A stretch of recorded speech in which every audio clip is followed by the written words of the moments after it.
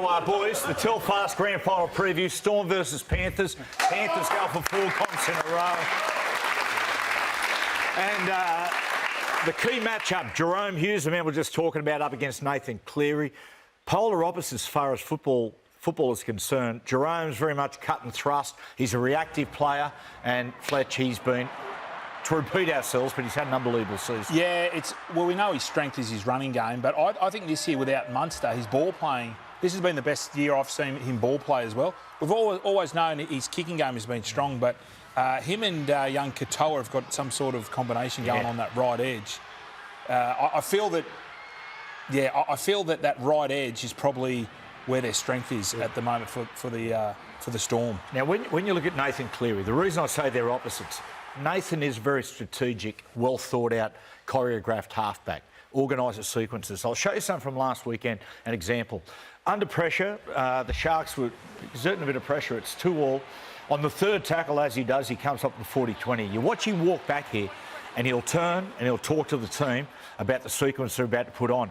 So they work away, they work to the far post. Now, you watch what's about to happen here. This is how clever he is, Nathan. He'll pick up an inside ball here in a second. It'll come in a second, people. And you watch his reaction. Now, what he does here, he picks up. Now, see how he runs and presents himself early. What he's doing, he's telegraphing to the Sharks defenders, here I am. Now, they're looking to rush up on him, but he just takes one more. And it actually catches the Sharks on their heels. They get it all the way back and gives him enough space and time to put this play on. And Talakai can't shut the space. They used that play against the Chooks. Yeah. They used it against the Chooks and he put a grubber through and Garner scored.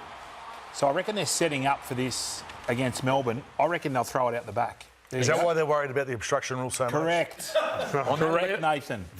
On that Storm right side defence, you've got Meany and Will Warbrick, and they can rush in a little blindly sometimes. So after the game, when he was blowing up saying, I'm getting anxiety about that no try with Talakai, it's because that's where they're going to go.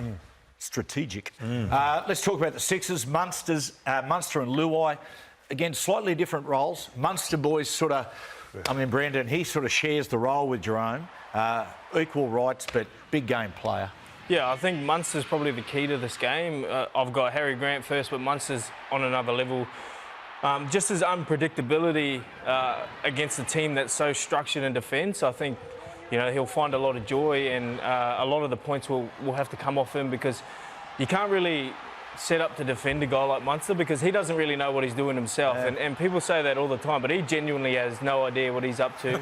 But he manages to find holes and find gaps and finds weaknesses in amongst his chaos. So he finds joy in the chaos, and I think, against a team that's so structured in defence, you need a bloke like Cameron Munster to just create something out of nothing. Hey, Gordy, Jerome Luai's had some sort of season.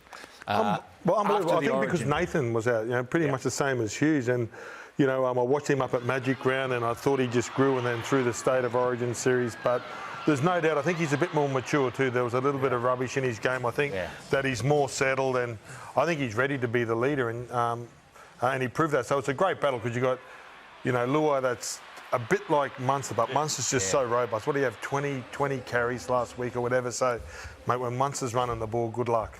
Now, talking about two fullbacks, again, contrasting styles. Yep. Pappenhausen in the last couple of weeks has been fantastic. Back to form there. Watch what he did last week. Like, some of the stuff now, his speed just spooks defenders. Like, Luke Keary, who's an experienced player, broke the cardinal rule, don't slide before the ball goes past you, just for the threat. And this time he chases him too hard, inside ball. It just shows you the speed just disrupts a defence. I think he's back to his best, perhaps. The best we've seen him in a few years. His running game's back. I think he's confident in his body that it's not going to break down on him, and you can kind of see that for the last probably month of footy that he's been playing. And Edwards, on the other hand, though, I think the key for the Storm is the kick chase line has to be perfect. Yeah. Because he's more of a pinball sort of fullback. Yeah, he's a yardage man. He's quite capable of bouncing off and spinning and going again, where Paps is more about, I think, hitting the gap and at pure speed and creating that opportunity using his speed. So both deadly in their own way, but at the moment I'm more encouraged about what Paps is doing down there at Melbourne. I think he's back to his old self. But Marlon, you get there sometimes, don't you? A bloke like Dylan making a miss through the middle of the field, the big blokes, it saps petrol out of the tank.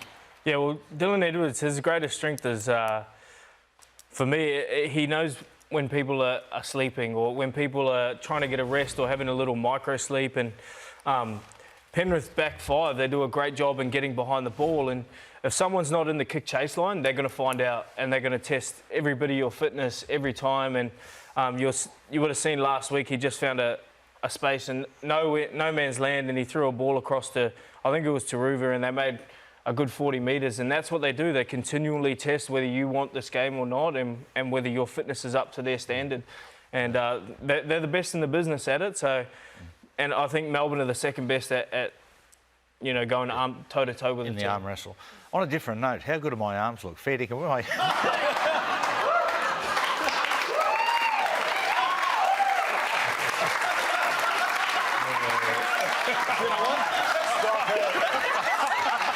Mate, you know what? I was just going to say, you sort of look a bit like Bulldog Richie. Oh, no, I'm right some of the time. Trish was going to leave the house. He had the long sleeve shirt and I said, sun's out, guns Have you out. still got those gravity boots? You know, you click yourself up to I do. click your Spread the vertebra. Yeah. Is it all good? Yeah, awesome. It's still as good as it always was. Good to be your hand. Now, Taller. Hey?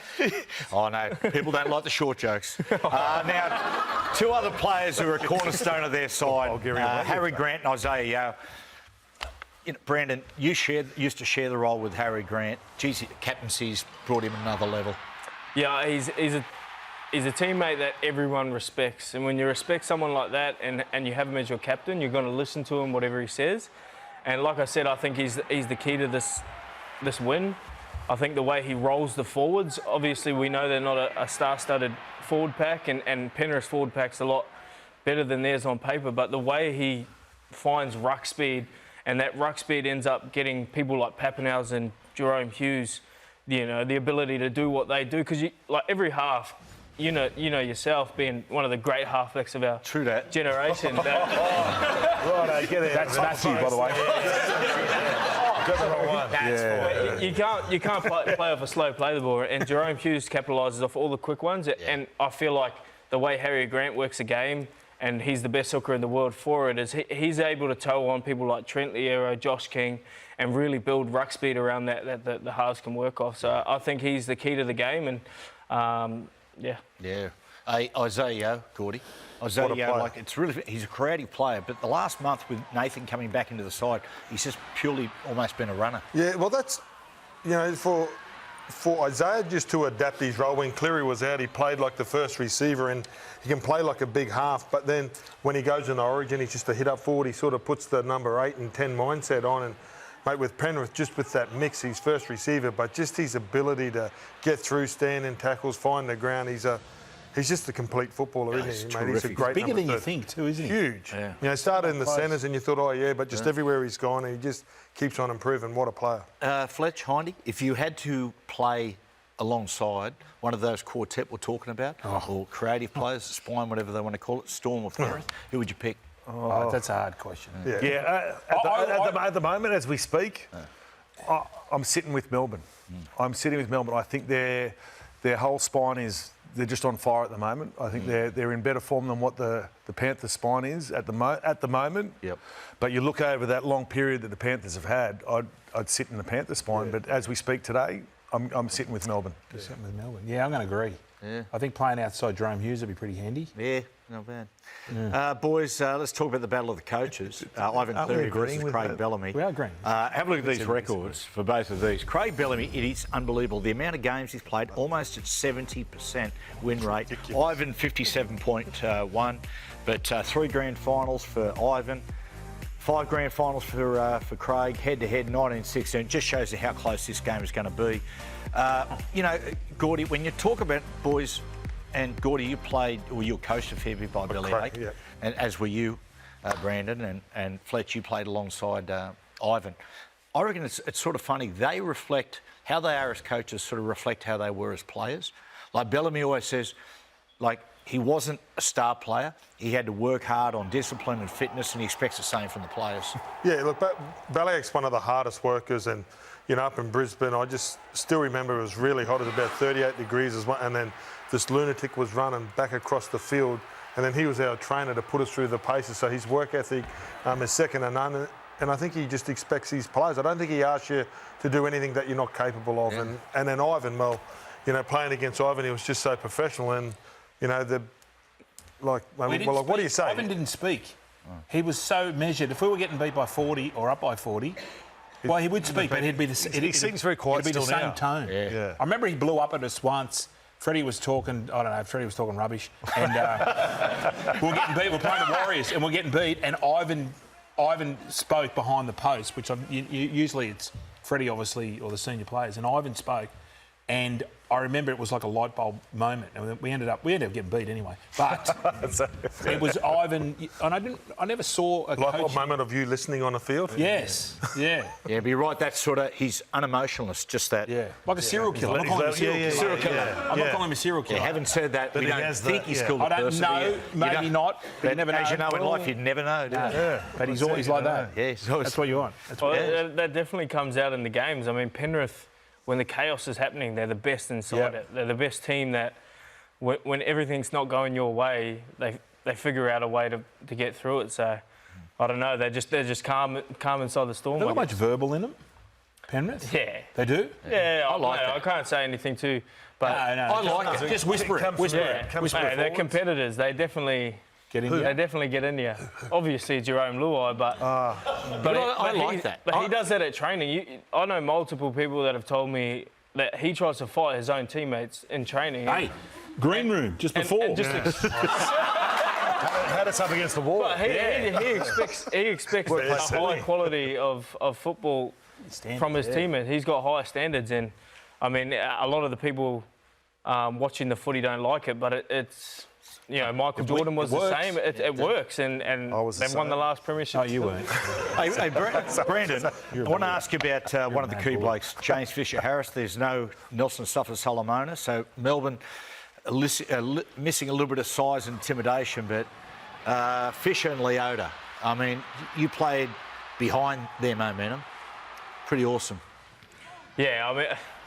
They're quite scary blokes. They're a bit like Ivan Cleary. They don't talk too much, but when they talk, it's very well heard. And I'm a bit scared of them to be quite honest. But Fisher's got this weird ability to just lead by example. And I think if you have a look at their stats, their plus-minus record when they're on and off the field is huge. And I think that'll play a big part in the grand final. I think if the starting forwards for Melbourne can hold off the first assault that Penrith come with Moses and Fish, I think, you know, when the bench comes on, that's when their opportunity. That's when it's their opportunity, time to strike. And I think if I was to weigh out the bench on Melbourne versus Panthers, I think the Melbourne bench has a little bit more to offer. Okay. But this game is impossible to split. Righto, boys.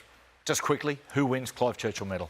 I'm going Melbourne. I think Pappenhausen. I just think they've got more attacking and more points in them. So Melbourne for me, and Pappenhausen sauce. Yep. At 10-1. Thank you very much. 11s. Yeah. I'm going Melbourne. I just think there's too many players in form in that spine. I think Panthers rely a lot on Nathan to get them out of trouble. Yep. And I think I'm going to go Katoa for Clive Churchill. Wow. Can I go Golden Point? Yes, you can. Maybe Storm by 1 and Golden Point and Harry Grant. Like, if you need to move those big Penrith guys around and take energy, I think Harry Grant coming out, just probing and, you know, I'm taking going away Storm their energy. just because I played for them. But because I can't really split it, but I'll go Storm. And I think Cameron Munster, there's unpredictability. And if it goes to Golden Point, I think Panthers will be... I'll go Panthers and Golden Point. Dylan Edwards. You don't go break back in Dylan Edwards in big games.